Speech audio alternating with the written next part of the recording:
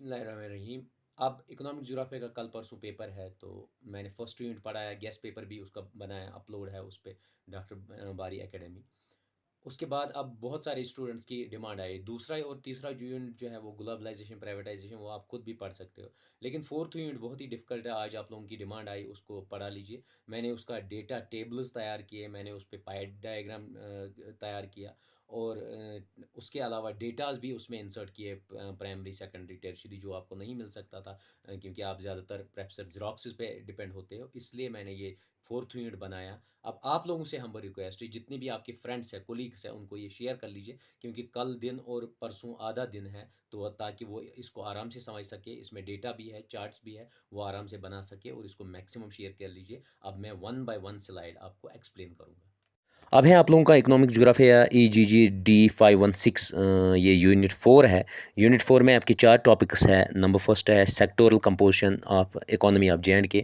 दूसरा है mineral resources of J&K, और फिर एनर्जी रिसोर्स ऑफ J&K। फिर लास्ट वाला है कॉटेज एंड हैंडीक्राफ्ट इंडस्ट्री, उसका टोटल शेयर कितना है, एम्प्लॉयमेंट जनरेशन कितना करता है। ये 4 टॉपिक्स मैंने चंद डायग्राम्स भी बनाए, और इसमें मैंने डेटा भी दे दिया, क्योंकि जो आप लोगों के बीच वाले 2 यूनिट्स हैं उनमें डेटा नहीं, ग्लोबलाइजेशन प्राइवेटाइजेशन, वो उतना ज़्यादा इंपॉर्टेंट इश्यूज़ नहीं है, वो आप खुद भी पढ़ सकते हो। लेकिन फोर्थ यूनिट में डेटाज है, इसलिए मैंने इसके 4 डायग्राम्स और बाकी सब चीज़ें दिए हैं। अब है आप लोगों का sectoral composition of economy of J&K। अगर J&K का देखेंगे कितना कंट्रीब्यूशन है, 0.76 जो नेशनल जीडीपी है, हमारा टोटल इंडिया का जीडीपी है, उसका 0.76% कौन J&K का जीडीपी शेयर है, प्रोड्यूस करता है। इसका मतलब है इसकी जो पोजीशन है ऑल इंडिया में 20th पोजीशन है। और अगर देखेंगे इंडिया का जीडीपी, वो डिक्लाइन हुआ है 9.48% 2006 से लेके 6.188% 2011-12 का डेटा। लेकिन J&K का जो है ग्रॉस स्टेट डोमेस्टिक प्रोडक्ट जो स्टेट का होता है, उसमें ग्रोथ हो गई है। सेम पीरियड में 5.78% था 2005-06 में, और जो 2011-12 में 6.78% पहुंचा। अगर हम मतलब कंपोनेंट वाइज देखेंगे, agriculture sector, allied sector, industrial and manufacturing sector, इनमें 2011-12 का शेयर अगर देखेंगे सेक्टर वाइज 19.35% जो है वो एग्रीकल्चरल शेयर करता है, 26.41% जो है वो शेयर करता है आप लोगों का एलिड सेक्टर्स और इंडस्ट्रीज़ और मैन्युफैक्चरिंग जो शेयर करता है वो 54.24% शेयर करता है। अगर हम नियर अबाउट 2004 से लेकर 2005 और 2011-12 का डेटा शेयर मतलब कंपेयर करेंगे, उसमें अगर देखेंगे J&K में जो एग्रीकल्चरल सेक्टर था उसका जीडीपी जो है वो मतलब डिक्लाइन हुआ है। 28% जो था वो डिक्लाइन हुआ 19.35%। जो इंडस्ट्रीज़ का शेयर था वो डिक्रीज़ हुआ 28 से लेके 26 पहुंचा वो। और जो सर्विस सेक्टर है वो इम्प्रूव हो गया, क्योंकि वो 43.71% से 54.24% पहुंचा। यहाँ पर जो J&K में है डायरेक्टली और indirectly 60% population related with agriculture. Agriculture जो है इसमें बहुत वजूहत की वजह से ना परफॉर्मेंस वेरी लो होती है। क्यों? क्योंकि इनसफिशेंट फाइनेंस है, लोग यहाँ गरीब है, इनसफिशेंट इरिगेशन फैसिलिटीज़ है, पावर अवेलेबिलिटी भी नहीं है, उसके बाद मार्केट फैसिलिटी नहीं मिल रही है, और बाकी चीज़ें जो है उनकी वजह से यहाँ एग्रीकल्चरल डिक्लाइन हो रहा है। अगर अब हम देखेंगे एवरेज साइज़ जो फार्मिंग की है वो 90% लैंड होल्डिंग जो है वो स्मॉल साइज़ की है, जिसमें 2 से 4 कनाल लोगों के पास ज़मीन होती है। और सेक्टोरल कंट्रीब्यूशन अगर हम देखेंगे मतलब सेक्टर वाइज, तो उसमें क्या है, उसमें अगर हम मतलब देखेंगे प्राइमरी सेक्टर में कितना है, सेकेंडरी में, टर्शियरी में 2017-18 का डेटा है। अगर देखेंगे 15.91% जो लोग होते हैं वो प्राइमरी सेक्टर्स में इन्वॉल्व है। 22.67% जो है 17-18 का डेटा वो सेकेंडरी सेक्टर में है, और 58.28% जो है वो टर्शियरी में। क्योंकि पहले चैप्टर मैंने आपको बोला है प्राइमरी सेक्टर किसको कहते हैं, सेकेंडरी इकोनॉमिक एक्टिविटी किसको कहते हैं, टर्शियरी किसको कहते हैं, तो उन्हीं 3 सेक्टर्स में ये सबसे, क्योंकि सर्विस सेक्टर जो टर्शियरी में आता है ये ज़्यादा फ्लोरिश होता जा रहा है आजकल। अब नेक्स्ट टॉपिक है mineral resources of J and के। अगर जे एंड के देखोगे ये मिनरल रिच स्टेट है। इसमें बहुत सारे मिनरल एलिमेंट्स मिलते हैं, जैसे बोरेक्स है, सफ़ेरी है, या 36% यहाँ पर ग्रेफाइड मिलता है, 21% मार्बल है, और 14% जिप्सम है। कोल, जिप्सम, लाइमस्टोन, ये इंपॉर्टेंट मिनरल रिसोर्सेज है। यहाँ पर कोल भी मिलता है, जैसे पुंछ है, राजौरी है, उधमपुर है, या जिप्सम जो है मिलता है वो बारामूला में मिलता है। बारामूला के अलावा वो डोडा डिस्ट्रिक्ट में मिलता है। लाइमस्टोन जो है, लाइमस्टोन अनंतनाग में मिलता है, बारामूला में, कठुआ में, लेह में, पुंछ में, पुलवामा, राजौरी, श्रीनगर, उधमपुर में, और मैग्नेसाइट जो मिलता है लेह, उधमपुर डिस्ट्रिक्ट्स में मिल रहा है। जो इसके अलावा मिनरल रिसोर्सेज है, बॉक्साइट है, यहाँ बाल क्ले है, चाइना क्ले है, ये उधमपुर डिस्ट्रिक्ट्स में मिलता है। बेंटोनाइट जो है वो जम्मू डिस्ट्रिक्ट में मिलता है। बोरेक्स और सल्फ़र जो है वो लेह डिस्ट्रिक्ट्स में मिलता है। ग्रेफाइट जो है वो बारामूला डिस्ट्रिक्ट में मिलता है। लिग्नाइट जो टाइप ऑफ कोल है और मार्बल, ये कुपवारा डिस्ट्रिक्ट्स में मिलता है। क्वार्ट्ज़ाइट और सिलिका जो सैंड है, ये अनंतनाग, डोडा, उधमपुर डिस्ट्रिक्ट में मिलता है। क्वार्ट्ज़ाइट जो है ये अनंतनाग में है, और डोडा डिस्ट्रिक्ट में बाकी एलिमेंट्स जो प्रेशियस स्टोन्स होते हैं वो इसमें मिलती हैं। अब देख लीजिए टेबल में मैंने मिनरल्स लिए हैं और कौन सा रिजर्व्स कितना है, ज्योग्राफिकल डिस्ट्रीब्यूशन क्या है, और यूजेस क्या क्या है।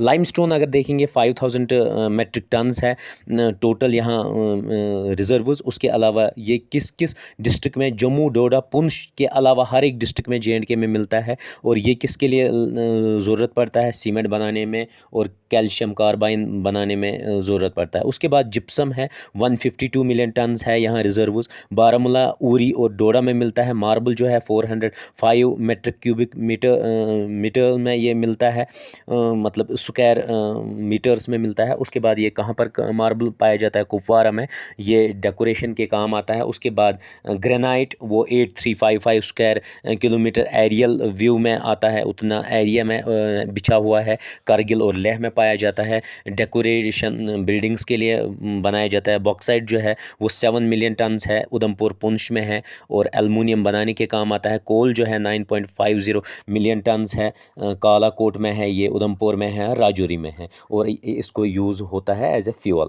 उसके बाद और एक डायग्राम है जिसमें ग्रेफाइड 76% पूरे स्टेट में पाया जाता है। लाइमस्टोन 15%, मार्बल जो है 21%, जिप्सम जो है 14%, और अदर्स जो है वो 14%। मीन्स ये टोटल 100% है जितने भी यहाँ मिनरल एलिमेंट्स पाए जाते हैं। लेकिन अब सेक्टर वाइज देखेंगे कौन, मतलब ये पाई डायग्राम मैंने बनाई, ग्रेफाइड कितना पाया जाता है, लाइमस्टोन कितना, मार्बल कितना, जिप्सम कितना। उसके बाद है एनर्जी रिसोर्सेज जे एंड के। अगर एनर्जी रिसोर्स में देखेंगे, यहाँ बायोमास, बायो प्रोडक्ट्स भी हो सकते हैं। इलेक्ट्रिसिटी जनरेशन हो ही रही है बहुत सालों से। अब नया है लेह, लद्दाख और कारगिल, वहाँ पर सोलर एनर्जी के एबेंडेंट रिसोर्सेज है, क्योंकि 320 डेज़ में सनशाइन होता है वहाँ पर। बायोगैस है, गैसिफिकेशन है, ये सब चीज़ें यहाँ सोलर कुकिंग सिस्टम के थ्रू हम लद्दाख में सोलर एनर्जी क्रिएट कर सकते हैं। उसके अलावा जो है स्टेट जो है मोस्टली डिपेंडेंट है किस पे, हाइड्रो पावर प्रोजेक्ट्स और थर्मल पावर प्रोजेक्ट्स पे। और टोटल यहाँ पर जनरेशन जो होती है 2648.46 मेगावाट्स सेंटर और स्टेट के जितने भी पावर प्रोजेक्ट्स हैं वो प्रोड्यूस कर रहे हैं प्रेजेंटली। लेकिन यहाँ का जो पोटेंशियल है वो 20,000 मेगावाट्स का पोटेंशियल है, जिसमें से 16,480 मेगावाट्स जो है वो आइडेंटिफाई अभी तक हुए हैं। लेकिन 3,000 से ज़ायद अभी तक मेगावाट्स आइडेंटिफाई नहीं हुए, लेकिन उसका पोटेंशियल है यहाँ पर। उसमें से जो 15% total identified hydro power potential है, जो टोटल 2457.96 मेगावाट्स है, वो एक्सप्लॉइट होता है वन और अनदर वे में। और जो टोटल मतलब 11,282 मेगावाट्स का हाइड्रो पावर जो होता है वो प्रोड्यूस कर सकता है चिनाब। 3,084 मेगावाट्स प्रोड्यूस करेगा जहलम, और 1,608 मेगावाट्स जो है इंदस, उससे प्रोडक्शन मिल सकती है इतनी। और जो टोटल है 3,262 मेगावाट्स जो है वो हार्न 3 वेस्टर्न फ्लोइंग रिवर्स में आता है, जैसे जहलम, चिनाब और इंदस। अब देखिए जे एंड के का जो हाइड्रो पावर पोटेंशियल है वो 20,000 मेगावाट्स है, जिसमें 16,480 मेगावाट्स आइडेंटिफाई अभी तक हुए हैं। और उसके अलावा अगर देखेंगे 11,283 मेगावाट जो है वो प्रोड्यूस कर सकता है चिनाब रिवर, और 3,084 मेगावाट जहलम पैदा कर सकते हैं, 1,608 मेगावाट इंदस पैदा कर सकता है, और टोटल जो है 3,263.46 मेगावाट जो है वो 3 वेस्टर्न रिवर्स जो जहलम, चिनाब और इंदस पैदा कर सकते हैं। जो 4 पावर प्रोजेक्ट्स है, 9 मेगावाट्स दाह प्रोजेक्ट पैदा करता है, 9 मेगावाट्स होना प्रोजेक्ट पैदा करता है, 37.5 मेगावाट जो है पूर्निया प्रोजेक्ट पैदा करता है, और 48 मेगावाट जो है लोअर कालनिया प्रोजेक्ट पैदा करता है, और ये सब चिनाब वैली पे हैं। और उसके अलावा कश्तवाड़ में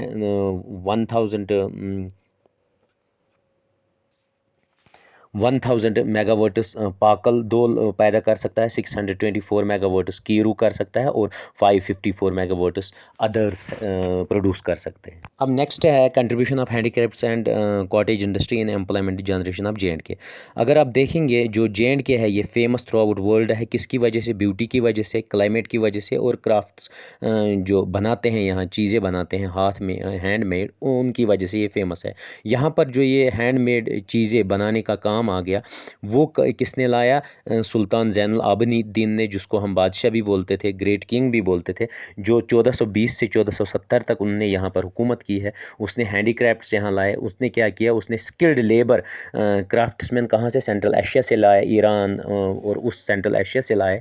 तो उनको यहाँ के लिए ट्रेनिंग प्रोग्राम्स किए ताकि यहाँ का जो लोकल इन्हेबिटेंट्स है वो सीखे और उसकी वजह से इकॉनमी बढ़ जाए स्टेट की। उसके अलावा जो जे.एंड.के में है, इसमें सबसे इम्पॉर्टेंट एडवांटेज क्या है कि यहाँ पर सबसे अच्छा पश्मीना पाया जाता है, कनी शाल्स है, सिल्कन, वूलन और कॉटन फैब्रिक्स यहाँ पर पाए जाते हैं। उसके अलावा यहाँ पर पेपर माशी का काम होता है, वुड कार्विंग का काम होता है, क्रेवल होता है, ये सब काम यहाँ पर होते हैं जो यूनिक, पूरे वर्ल्ड में यूनिक काम है। अगर हम देखेंगे हैंडीक्राफ्ट सेक्टर जो है जे.एंड.के का है, इसमें टोटल इम्पॉर्टेंट पोजीशन है थ्रू आउट वर्ल्ड में, इसकी 4 से 5 लाख लोग आर्टिजन्स इसमें डायरेक्टली और इनडायरेक्टली इन्वॉल्व है, जिसमें 179 मेजर क्राफ्ट क्लस्टर्स है जे.एंड.के में, और ये रेवेन्यू करता है 1000 करोड़ ये पैदा करता है 2017-18 का रिपोर्ट्स के अकॉर्डिंग, और ये मेजर एम्प्लॉयमेंट जनरेशन सेक्टर है।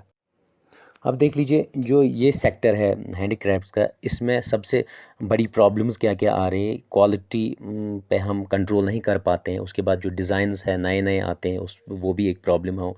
और जो बीच वाले आदमी होते हैं, मिडिल मैन होते हैं, मींस जो आर्टिजन्स होते हैं, उसके बाद जो व्यापारी है उसमें जो मिडिल मैन है वो भी अपना दलाली खाते हैं, ये भी प्रॉब्लम है। उसमें कंपटीशन है क्योंकि अब मशीनों के ज़रिए ये शाल्स वाल सब बनते हैं, तो इसकी वजह से अब बहुत ज़्यादा कंपटीशन हो गया है। उसके अलावा अगर हम देखेंगे कॉटेज इंडस्ट्रीज़ जे.एंड.के में कौन कौन सी है, जैसे कॉटन वीविंग है, सिल्क वीविंग है, कारपेट मेकिंग है, लेदर इंडस्ट्री है, मेटल हैंडीक्राफ्ट्स है, या स्मॉल फूड प्रोसेसिंग इंडस्ट्रीज़ है। और अगर देखेंगे इसमें में भी इम्पॉर्टेंट प्लेस वर्ल्ड में इसकी पोजीशन है, और ये नियर अबाउट 2 लाख आर्टिजन्स को रोज़गार देता है। उसके अलावा 47,076 मेजर यूनिट्स है 2017-18 रिपोर्ट्स के अकॉर्डिंग।